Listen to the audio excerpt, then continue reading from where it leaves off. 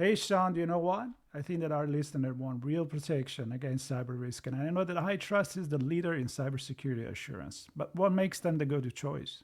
Well, according to our friends at HITRUST, because their framework covers 100% of the known tactics, techniques, and procedures, in 2024, organizations with a HITRUST certification had just a 0.59% incident rate, meaning 99.41 stayed breach free.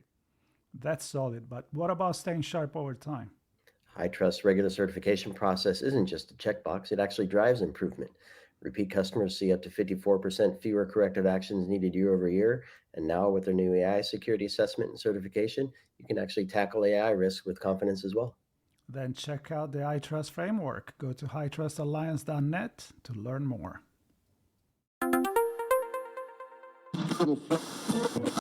So we're not live, but let's pretend we are. Okay, so I'll So try we not don't. to So swear. we don't need to produce anything. Okay. What we are is we're in InfoSecurity Europe, 30 years, as they can tell right there from the banners, and we're gonna talk about educating people, training people into cybersecurity, which I think is one of the biggest challenge that we have. Yeah. Because I think by now we know it's not only a technical problem, but it's a people. And I'm not going to say problem. It's related to people. It's a problem if we turn it into a problem, I guess, right?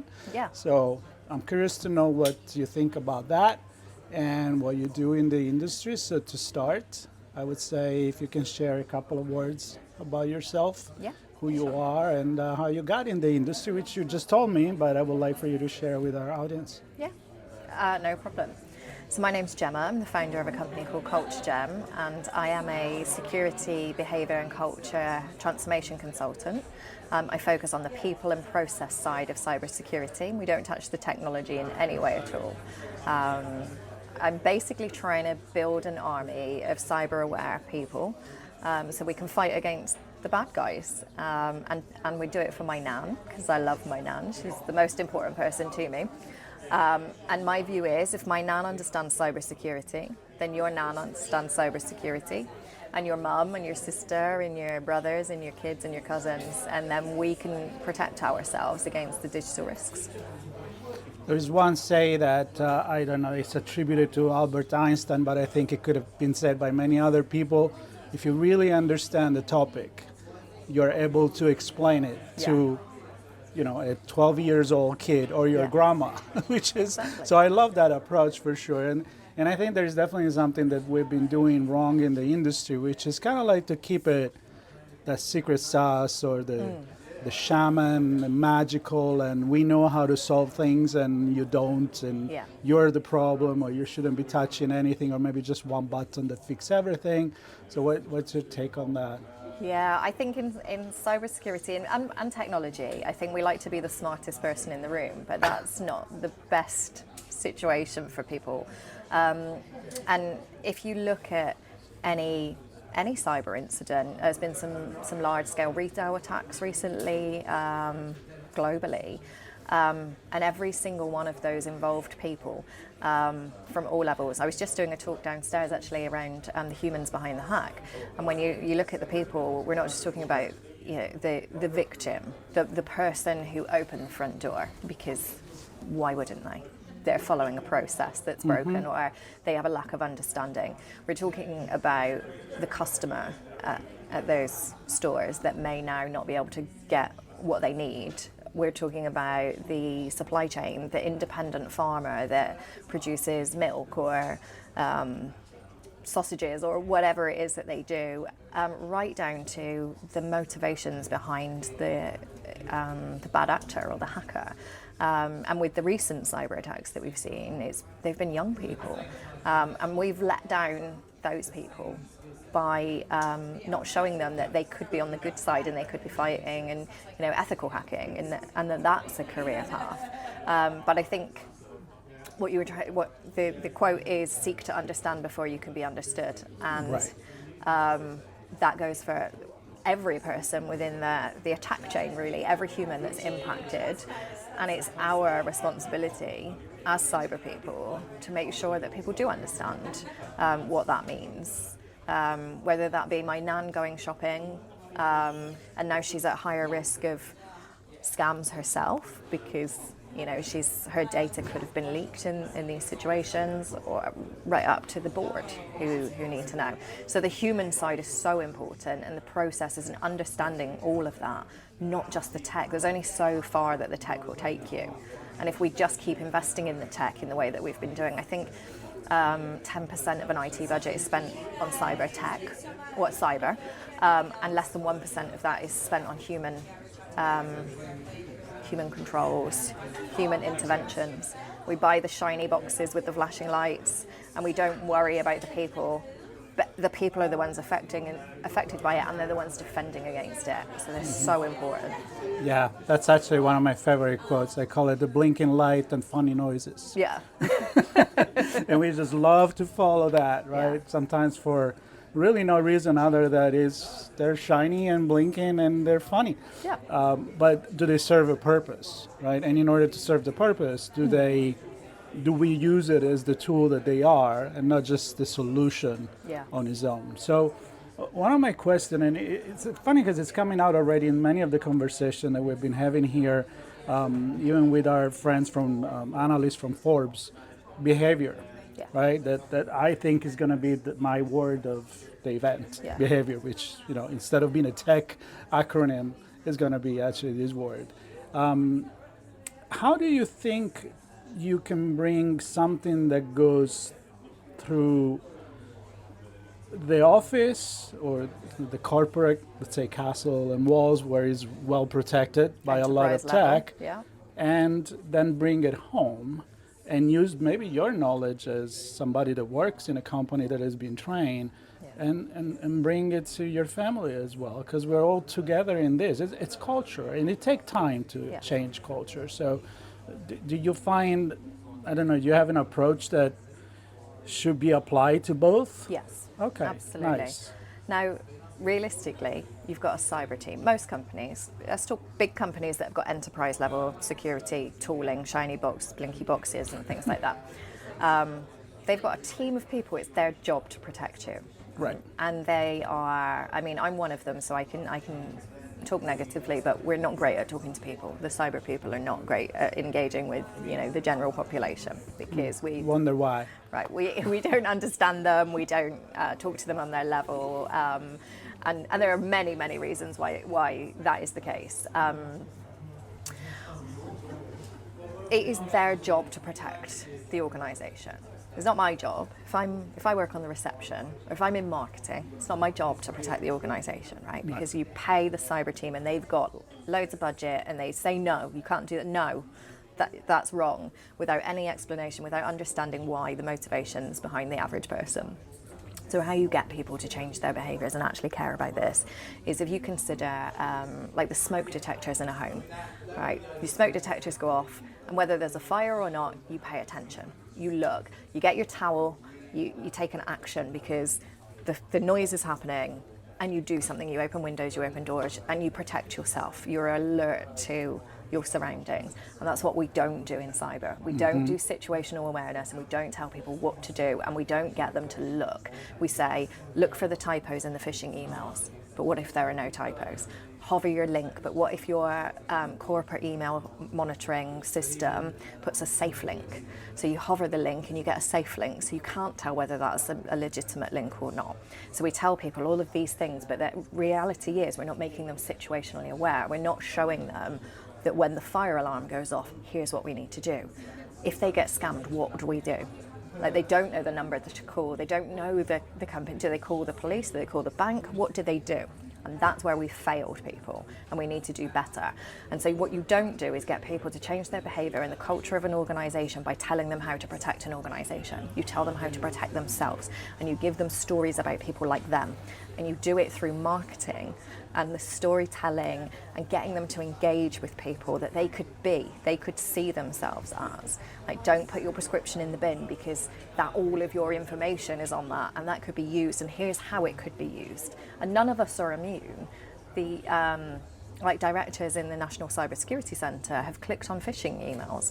So we've built this whole world where there's this stigma if you don't say anything because you're stupid because you did the wrong thing. And we need to make it okay for people to have that conversation and worry about these things and talk to people and know what to do. And we need to do that at a level where it becomes the fire drill, that you hear something, you see something and you do something.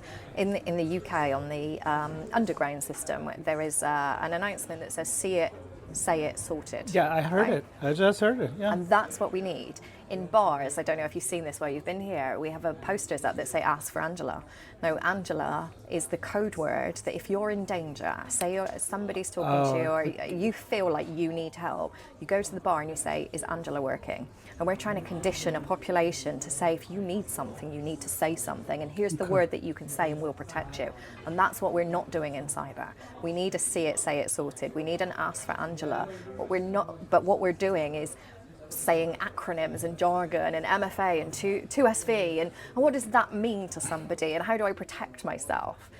So what we need is people like you and people like me who know how to communicate and market to people, to get them to really understand, and we get them to breed those habits at home and open the window when the smoke alarm goes off, or know what to do when they click on something, because they breed those habits at home and then they come to work and they make your work safer. The companies don't do that because what they do is maintain compliance, and compliance is not protecting anyone. Yep. I was actually talking with Rob Black right before you. Yeah. And I brought up that example of that behavior that comes with education. Like since when you are a kid, Yeah. you know, you teach to, yes, there is a light that turns green or red when you can cross the street. road. There is also the place where you should do that, but yet you should still look left and right, and you get to a point that you just do it. Yeah. And I think it's like the smoke alarm situation where like it's ingrained in your behavior, in your culture, that it's natural. And my question for you, because I think about this and I talk about this a lot, between the hybrid world is a world that we live now online and offline. It's the real world, and yet the real world is also online. It's not some other dimension, some other place. But I feel like a lot of people are still perceiving that as something else. So we always need to bring this metaphor. Yeah. And I love metaphor. I think anybody that works in marketing loves metaphor because they kind of come through and really give you an example of what we're trying to say in a much simpler way. So I guess what I'm trying to say is, do you find yourself when you educate people to really still have to explain that what we do online, it's what we're doing it in real life. It's not it's not our avatar. Yes. Right? So tell me a little bit about how you approach that. So I love the crossing the road analogy, the metaphor, and I think, I don't know, in the UK, everybody remembers who taught you how to cross the road, because in my generation, it was Super Ted and Spotty taught you how to cross the road, and there was a song and there was this whole cartoon, and before me it was Darth Vader taught everybody to cross the road, and now you get these little hedgehogs and everybody remembers that, and that's what we need to create, is those moments. I call it, I always mention the Smokey the Bear in the United States. Yes, Smokey the Great Bear. campaign. Exactly. Yeah. And in Australia, they do this sun cream, slip, slap, slop, Yeah. right? Yeah. So everybody knows that that's the thing that they're supposed to do, and we've not created those moments. I call it the digital dark alley. We know when we're walking at night, like especially women, and I don't. Hopefully this translates, but women are conditioned from quite a young age, quite sadly, that we carry our keys between our fingers, so that if we're unsafe, we have something that we can do to defend ourselves with. So we are aware of the dark alley, the back street that we're walking down, and what the risks are. But what we don't understand is the digital dark alley and how that relates, but it's so much more damaging. We may be physically harmed in a real dark alley, but what happens when we're approached in a digital dark alley, and the loss and the trauma and not being able to talk about it is huge, and it lives on for so long. To try and regain your stolen or cloned information and control of that is not an easy job, and the average person doesn't know how to do that. So yes, we need to start with the digital dark alley of, this is you, this is who you are. And I think people think that, and I used to say it, I used to say no one's going to take my identity because it's not worth anything, they'll bring it back, they don't want it. But in reality, it doesn't come back. It doesn't come back, right? The reality is, and I'm not 100% sure on the exact numbers, but my PayPal account will be for sale on the dark web for $8, and that's not $8 to you, and that's it. It's gone. It's not a once and done. That is $8 to anybody who wants that. So it's big money in taking something or cloning my information and making that available, and to recover that is huge. I worked with somebody a few years ago, and they had their PayPal compromised, and it had come through their email. So the attack had come through their email. They were using the same password on their email as they were on their PayPal account. So the attacker was able to get into the PayPal. They set up rules within the email account, so none of the PayPal emails were ever hitting the mailbox. They were being deleted as soon as they came in. So there was no warning sign. The warning sign was when they woke up on payday and there was no money in their bank account, because you've got a linked fund source in PayPal. So it takes money from your bank account into this e-banking system, and then that gets distributed around the network. What the attacker did was they were conditioning that bank account for a period of time, months, 1 or 2 pence at a time. So it never raised the alarm. And on payday, when that person got paid and they were not well off, say £1,600 a month they were getting into their bank, that money was gone. But it had been conditioned and they had never reported it. So PayPal then views this as a pattern that is normal for them, that they pay that individual money every couple of days. But what happens when they condition your bank account at 1 or 2 pence a day is you have to report every single one of those transactions as an individual fraud, and that gets investigated. What? So they eventually got their money back. Wow. 1 or 2 pence a time. And we don't understand that, and we're not telling those stories, because that has a real impact. That's, I can't pay my rent, I can't pay for my childcare, I can't do my food shopping. That is a real impact to a real person. That's why we need to talk about things, and we need to tell these stories and use those stories to help people understand the digital safety. And that is them, that's a real person who now can't feed their kids. That's so important. And it's way more important than saying use a unique password at work and use this corporate enterprise level security, because they will learn it and they bring it to work. All right, I feel like we speak the same language. So I want to, for the last piece of this conversation, I love storytelling. Yeah. Actually, I have a podcast also about storytelling. And stories are what creates our, how we share morals, like Cinderella and Snow White. There is always a moral, the Grimm brothers, and we teach kids how to be afraid, don't go in the dark wood, and so forth. I feel we need either the public opinion campaign like the Smokey the Bear or the Angela, or the stories that nowadays they start talking about including cybersecurity, because we live with technology. Therefore, we live with cybersecurity. It's part of our life. So, do you know of anything happening at the public level, for example, in the UK, where some public opinion campaign are thoughts, or we're still far from that? And what can we do to do?